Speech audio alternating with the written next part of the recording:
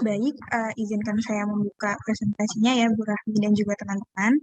Assalamualaikum warahmatullahi wabarakatuh. Selamat siang, Ibu Rahmi dan juga teman-teman semua. Kami dari kelompok 2 ingin mempresentasikan hasil diskusi kami mengenai the invisible subset of information science. Nah, sebelumnya izinkan kami untuk memperkenalkan diri kami terlebih dahulu. Di sini ada Hasna Siti Syarifah, Lutfi Ervaningrum, Salma Aulia Rahman, dan saya sendiri Sri Utami, Tatius Gifford, Tiara Gita Putri Juliati, dan yang terakhir ada Zahra Salsabila Adriani. Nah, untuk bagian yang pertama akan dijelaskan oleh rekan saya. Dipersilahkan. Baik, yang pertama ada bagian introduction. Di sini disebutkan bahwa informasi digital dan bentuk-bentuk baru dari teknologi informasi itu telah mengambil perhatian yang luar biasa dalam masyarakat. Informasi juga menjadi topik yang menarik di semua disiplin akademik. Bates juga menerangkan bahwa kita yang berada di bidang ilmu informasi perlu membuat penelitian dan teori kita lebih dapat dimengerti oleh pendatang baru. Nah, untuk melakukannya, itu diperlukan pemahaman yang jelas mengenai paradigma dari ilmu informasi.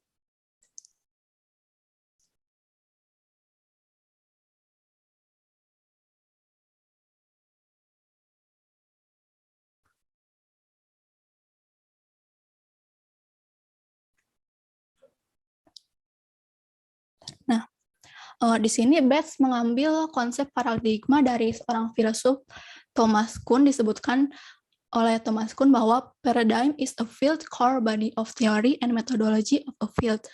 Bahwa paradigma adalah inti teori dan metodologi dari suatu bidang. Nah, Bates menggambarkan ilmu informasi sebagai paradigma dikarakteristikan dalam dua model, yaitu yang pertama ada paradigm above the waterline. Maksudnya yang dijelaskan secara eksplisit dan didefinisikan dalam textbooks. Seperti yang secara umum kita ketahui bahwa ilmu informasi itu ilmu yang mempelajari terkait pengumpulan, pengelolaan, dan penyebaran informasi. Yang kedua ada juga below the waterline, yang cakupannya jauh lebih luas tetapi sebagian besar masih tidak disadari atau diartikulasikan. Nah, yang termasuk ini adalah history, great names, stories, custom mores, dan values.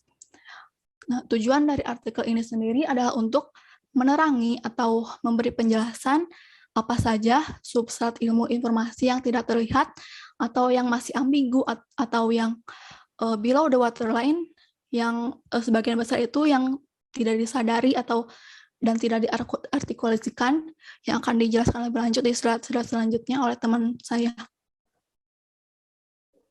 Jadi di paradigma above the waterline, secara umum information science adalah disiplin ilmu yang mempelajari pengumpulan, pengelolaan, penyimpanan, pengambilan, dan penyebaran informasi.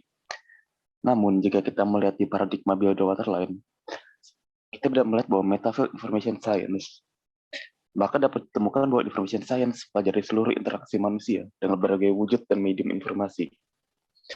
Maka dapat dikatakan bahwa information science secara hakikat multidisiplin dan memiliki objek kajian tentang seluruh perihal yang berhubungan dengan seluruh informasi yang sudah direkam dan disimpan dengan manusia sebagai pengelola dan pemakai.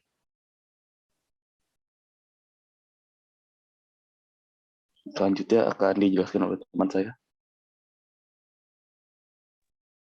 Dalam ilmu informasi terapan berkaitan dengan bentuk dan organisasi, informasi, struktur, dan yang mendasarinya, dan hanya dengan kedua informasinya, dan dalam sains dan humaniora, kontenlah yang menjadi perhatian utama. Namun, kebanyakan orang di luar bidang informasi tidak menyadari bahwa ada kandungan yang mempelajari bentuk dan organisasi. Sebagai hal praktis, ketika seseorang melakukan pekerjaan untuk berkumpul, menyimpan, mengatur, mengambil, dan menyebarluaskan informasi, elemen klasik dari definisi formal, paradigma di atas air atau above the waterline dari ilmu informasi, seseorang harus terlibat dengan memahami dan memanipulasi bentuk, struktur, dan organisasi.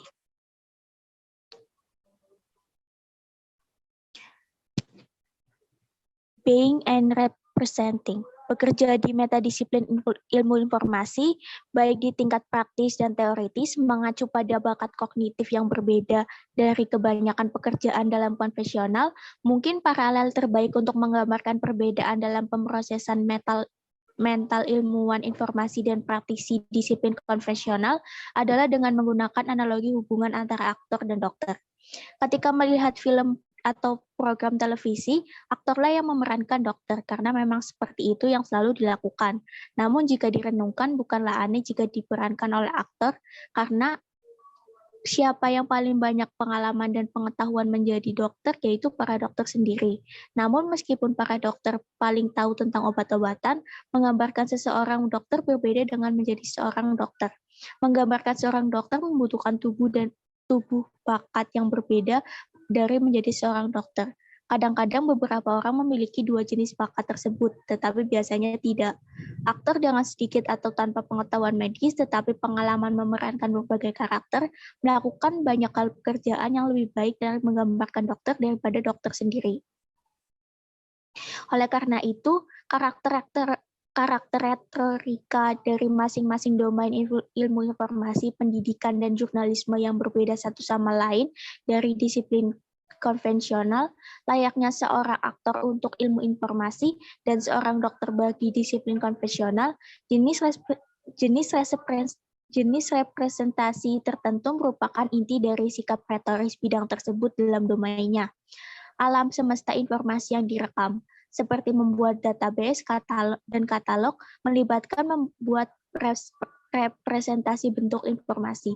Keterampilannya dikembangkan oleh pustakawan referensi atau spesialis informasi juga melibatkan representasi mencari tahu bagaimana mengkonseptualisasikan dan mewakili permintaan pengguna, kemudian pada gilirannya menerjemahkan query ke dalam bentuk yang digunakan oleh sistem informasi yang pada gilirannya muncul dari representasi dokumen dan dalam sistem informasi. Subject expertise. Isu abadi dalam bidang informasi sendiri berkisar dari seberapa banyak pengetahuan subjek yang dibutuhkan oleh spesialis informasi, dan yang paling dibutuhkan adalah keahlian dan bakat informasi, bukan keahlian konten. Selanjutnya akan dijelaskan oleh teman saya.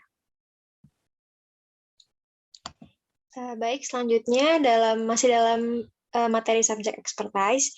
Jadi terdapat suatu fenomena baru, yakni koleksi yang tidak lagi memerlukan pendekatan organisasi yang luas dan sistematis sampai abad ke-19.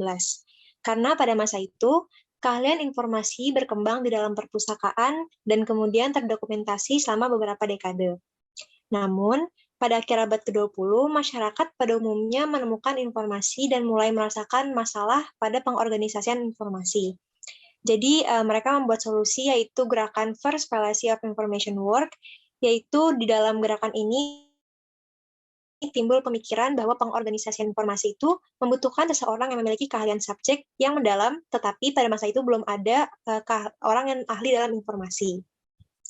Maka dari itu, terciptalah 3 proyek dari gerakan First Fallacy ini. Proyek pertama itu menargetkan sebagian sejarawan yang tidak terlatih dalam membuat katalog. Mereka dipekerjakan untuk membuat katalog materi sejarah dengan konsekuensi pemborosan waktu dan sumber daya yang sangat besar. Tentunya ini merupakan tantangan baru untuk mereka semua, dan apalagi pada saat itu mereka hanya berbekal pengetahuan yang masih sedikit. Namun pada akhirnya mereka berhasil menciptakan kosakata penyendeksan yang dapat digunakan. Selanjutnya, 2 proyek lainnya menargetkan para pendidik yang juga tidak terlatih dalam pekerjaan informasi. Mereka semua diminta untuk mengindeks materi pendidikan tanpa bimbingan dari siapapun, dengan latar belakang yang paling sedikit dalam pekerjaan informasi. Namun pada akhirnya, tenaga pendidik ini juga dapat membuat indeks dari materi pendidikan yang dapat dipakai di masa itu. Boleh di next? Selanjutnya ada librarianship and information science. Jadi berbagai orang memiliki perspektif informasi yang sama, dan ungkapan mengenai librarian information science atau LIS telah menjadi ungkapan umum di kalangan masyarakat. Meskipun lingkup perpustakaan dan ilmu informasi memiliki sejarah yang sangat berbeda, dan khususnya perspektif metodologi serta nilai yang berbeda, namun 2 elemen ini, yakni librarianship and information science itu memiliki hubungan inti yang sama, dengan materi pekerjaan mereka, yakni dengan tujuan sebagai penyedia informasi. Selanjutnya ada information science theory yang nantinya akan dijelaskan lebih lanjut oleh teman saya, tapi sebagai pengantar, jadi saya akan menjelaskan bahwa perspektif khusus yang dibahas dalam pekerjaan informasi terbawa ke dalam dan integral dengan teori bidang ilmu informasi juga. Karena pada tahun 1970, jurnal ini berubah nama dari American Documentation menjadi yang sekarang. Dan di tahun yang sama pula, ada peristiwa yang menandai pengakuan formal dari bidang baru mengenai akar ilmu informasi yang terletak pada teori dan pemikiran di beberapa bidang terkait, terutama pada tahun 1930 sampai 1970. Next. Selanjutnya akan dijelaskan oleh teman saya. Ya, berikut ini itu ada beberapa contoh teori terkait information science. Yang pertama ini ada dari Norbert Wiener pada tahun 1961. Jadi Wiener mengatakan bahwa banyak sistem didorong bukan hanya oleh kekuatan mekanik saja, melainkan ditentukan pula oleh adanya feedback informasi elemen governing atau pengatur dari sebuah sistem. Jadi misalnya ketika kita hendak meraih sesuatu itu, tangan kita bergerak bukan hanya karena otak kita menanggapi impuls untuk mengambil barang tersebut saja, namun juga karena adanya informasi visual dan kinestetik yang terjadi secara terus-menerus. Yang kedua adalah game theory yang dikemukakan oleh Neumann dan Morgenstern pada tahun 1967. Game theory ini adalah suatu cara untuk melihat struktur umum dari trade-off atau pertukaran informasi, serta manfaat dan kerugian yang mungkin kita dapatkan dari proses pertukaran tersebut. Lalu ada pula General System Theory yang dikemukakan Bertrand Levy pada tahun 1968.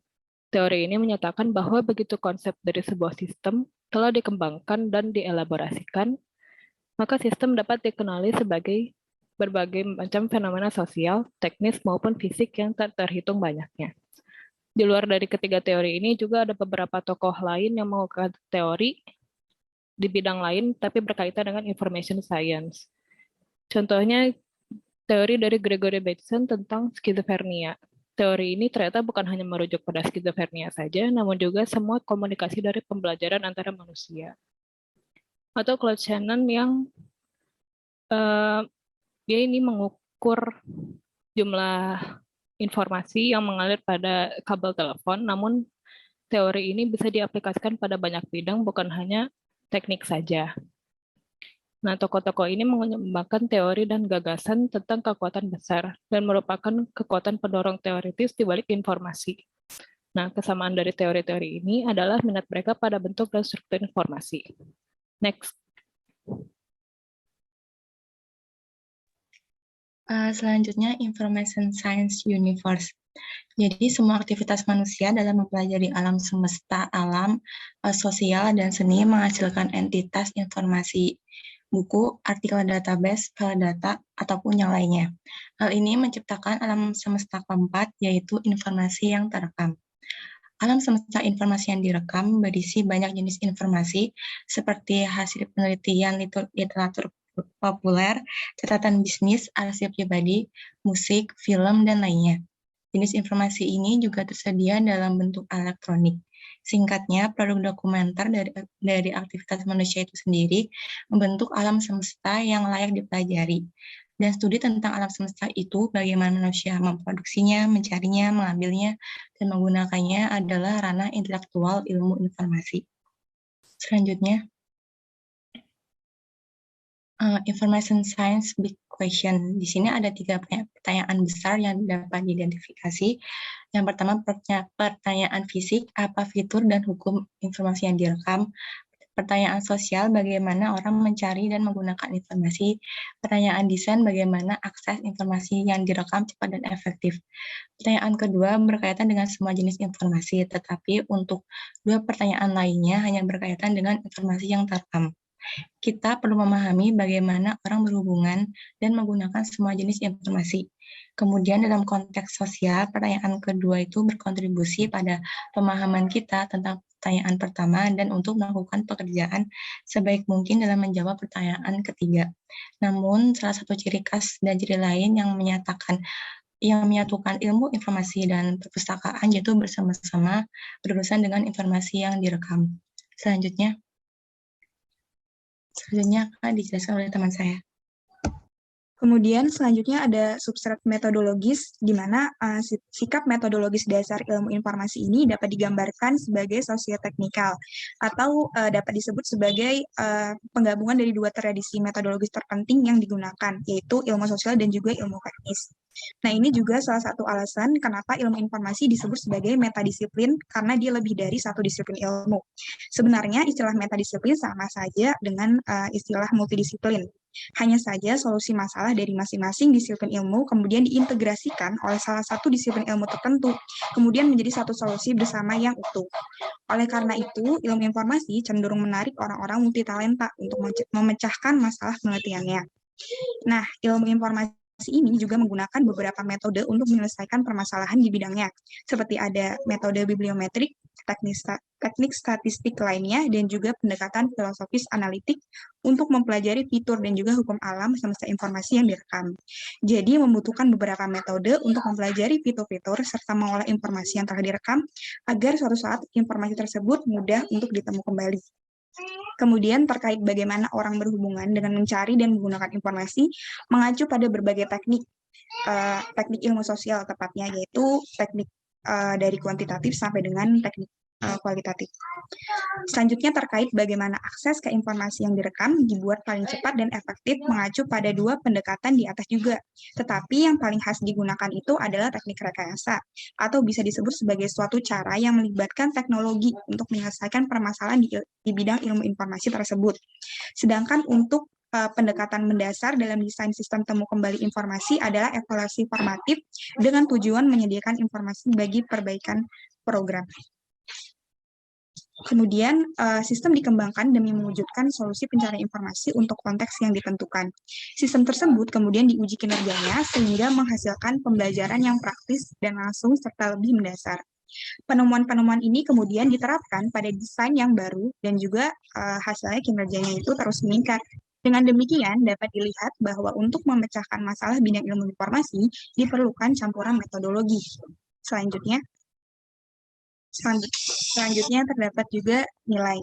Nilai-nilai ilmu informasi ini cenderung mengikuti model sains atau nilai netral, yaitu berfokus pada penyelesaian pekerjaan dengan baik tanpa tujuan politis atau syarat nilai secara eksplisit. Mungkin bisa disebut sebagai dia ini berorientasi atau berfokus pada fakta-fakta dan tidak